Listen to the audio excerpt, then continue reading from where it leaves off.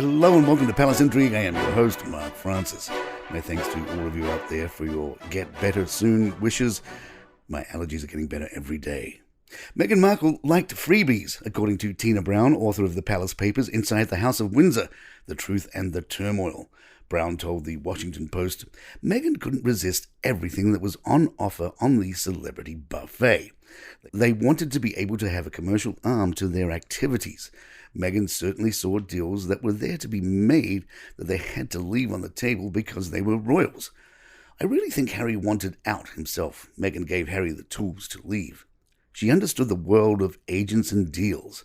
I mean, this wasn't Harry's world, but suddenly he had in Meghan a very worldly strategist who he decided to trust above all other advisors. I think they both completely underestimate what it was going to be like without the palace platform.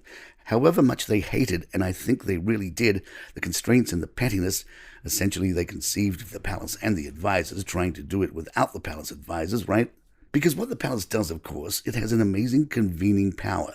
There's no one who won't take a phone call from Buckingham Palace or Kensington Palace. They've got huge convening power. Every invitation in the world comes through that conduit, and private secretaries can just sift and say, what about appearing at this, or why don't you do this? In the book, Brown writes that Meghan won a reputation among the marketers of luxury brands of being warmly interested in receiving bags of designer swag. Even after the royal wedding to Harry, a member of Meghan's new team wrote to a publicist to say, make sure the publicist knows that she can still send me anything. She's always been one of the good ones. Even friend of Sussex's Omid Scobie appears to be warning Harry to be careful. In his Yahoo column, Scobie writes, no matter how carefully Harry shares the parts of his story involving others, there is still the very real risk of serious blowback from the institution and family. Palace aides recently told me about the genuine fear amongst senior members that this book will cause irrevocable damage to reputations and relations. But for Harry, Spare's larger intention appears to make that risk worth taking. Scobie also refuted the notion that Harry had updated the book after the death of Queen Elizabeth, saying the memoir was actually finished 5 months before she died and has not been changed. The title was chosen by himself. Scobie writes, it's a punchy choice, but for a word that has trailed the prince like a shadow, being the Spare was one of the most defining aspects of his royal existence. Leaning on the derogatory moniker for a title is Harry finally owning the term after a lifetime of being called it. Palace Intrigue will be right back. Prime Minister Rishi Sunak announced Sunday an additional bank holiday Monday, May 8, concluding a 3-day weekend that begins with a crowning ceremony for King Charles. Sunak said, the coronation of a new monarch is a unique moment for our country. In recognition of this historic occasion, I am pleased to announce an additional bank holiday for the whole United Kingdom next year. I look forward to seeing people come together and celebrate and pay tribute to King Charles III by taking part in local and national events across the country in his honour. Prince William is using soccer to highlight the importance of mental health. William chatted with England players Harry Kane and Declan Rice and told them, you learn by playing a number of times and many other things in life that disappointment is a part of life and how you handle it is crucial. Handling some of those really disappointing England results in the past, that was hard. I found that really difficult because, again, the same euphoria that we had comes crashing down. You feel high and all together, and then normal life just gets on again.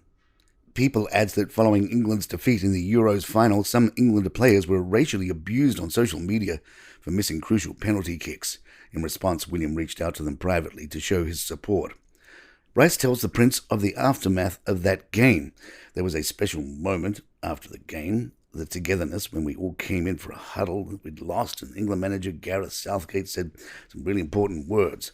As a group, I think that brought us forward together because then we had to qualify for a World Cup in the next round of games. We really overcame that setback of losing that final, showed our togetherness and our strength, and I feel that we were in a really good place as a national team that we can keep pushing and getting better because the togetherness we've built is really special to be a part of.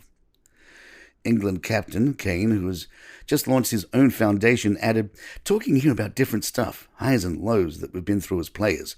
That's my aim, is to, especially to the younger generation, talk to them and try and provide ways of talking about mental health and well-being.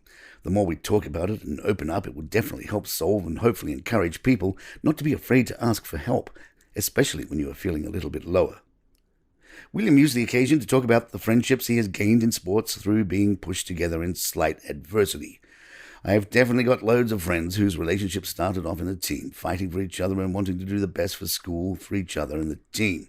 It's really important we have those moments, we have those people in life who give us that support. That means it's okay, because there's going to be plenty of times when it's not okay. When those moments come, you say, let's have a beer, let's have a chat, let's sit down and have a chat, or sit down and have a chat, or a cup of tea, or a natter about it, because I've got something on my chest or I'm bothered by this. Having those people in life is very important. And there you have it. If you'd like to email us, our address is thepalaceintrigue@gmail.com. Please follow us on Spotify, iTunes, Google Podcasts, wherever you get your favorite shows. I'm Mark Francis. My thanks to John McDermott. This is Palace Intrigue, and good times.